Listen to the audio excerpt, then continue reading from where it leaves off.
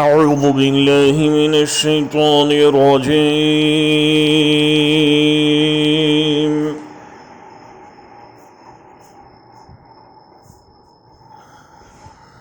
بسم الله الرحمن الرحيم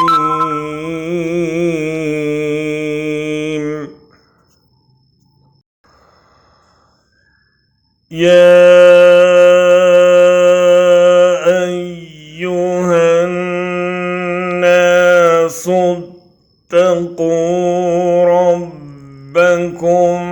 واخشوا يوما لا يجزي والد عن ولده ولا مولود هو جاز عن والده شيئا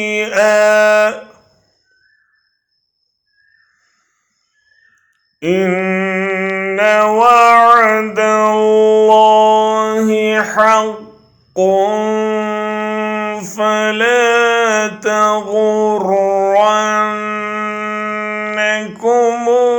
الحياة الدنيا ولا يغرنكم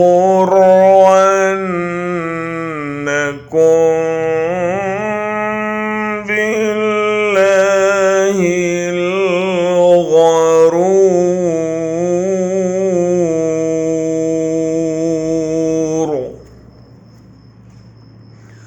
ऐ लोगों, अपने परवरदिगार की नाराज़ी से बचो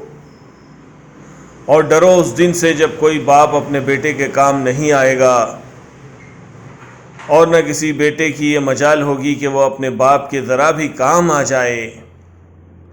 यकीन जानो कि अल्लाह का वादा सच्चा है, इसलिए ऐसा हरगिज़ ना होने पाए कि ये दुनियावी ज़िंदगी तुम्हें धोखे में डाल दे, और ऐसा हरगिज़ ना होने पाए कि वो शैतान तुम्हें अल्लाह के मामले में धोखे में डाल दे, जो सबसे बड़ा धोखेबाज है।